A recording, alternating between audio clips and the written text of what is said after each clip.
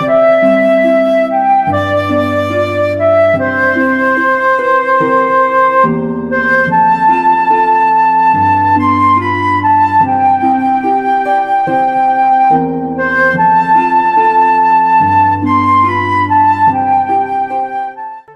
kids, my name is Jonah, and today you're going to hear a story from one of our storytellers. Storytime is a place where your children can hear plotagon characters read them all kinds of stories. All rights go to the owner or owners of the story you're about to hear today from one of our storytellers. Enjoy your story and have an awesome day. Goodbye. Hello everyone, my name is Jarrett. And today's story is called The Elves and the Shoemaker by the Brothers Grimm. A shoemaker, by no fault of his own, had become so poor that at last he had nothing left but leather for one pair of shoes. So in the evening, he cut out the shoes which he wished to begin to make the next morning, and as he had a good conscience, he lay down quietly in his bed, commended himself to God, and fell asleep. In the morning, after he had said his prayers, and was just going to sit down to work, the two shoes stood quite finished on his table. He was astounded, and knew not what to say to it. He took the shoes in his hands to observe them closer, and they were so neatly made that there was not one bad stitch in them, just as if they were intended as a masterpiece.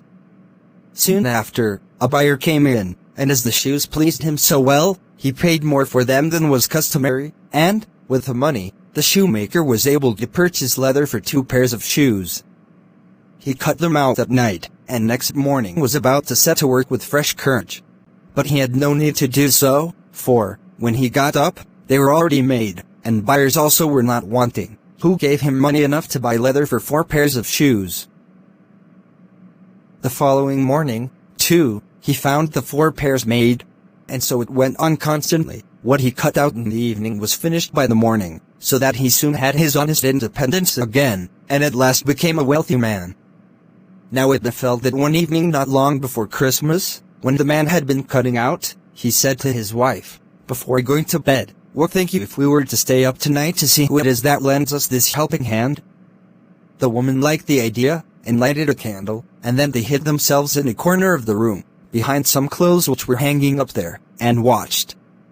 When it was midnight, 2 pretty little naked men came, sat down by the shoemaker's table, took all the work which was cut out before them and began to stitch, and sew, and hammer so skillfully and so quickly with their little fingers that the shoemaker could not turn away his eyes for astonishment. They did not stop until all was done, and stood finished on the table, and they ran quickly away.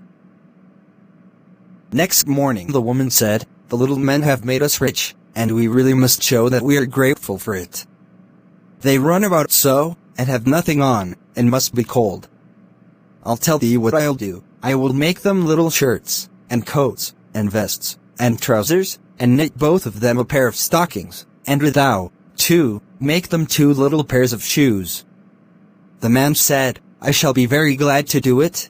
And one night, when everything was ready, they laid their presents all together on the table instead of the cut-out work, and then concealed themselves to see how the little men would behave. At midnight they came bounding in, and wanted to get to work at once, but as they did not find any leather cut out, but only the pretty little articles of clothing, they were at first astonished, and then they showed intense delight.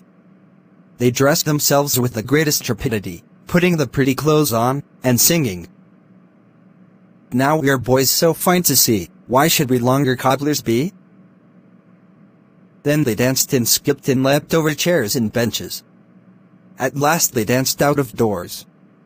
From that time forth they came no more, but as long as the shoemaker lived all went well with him, and all his undertakings prospered. The end.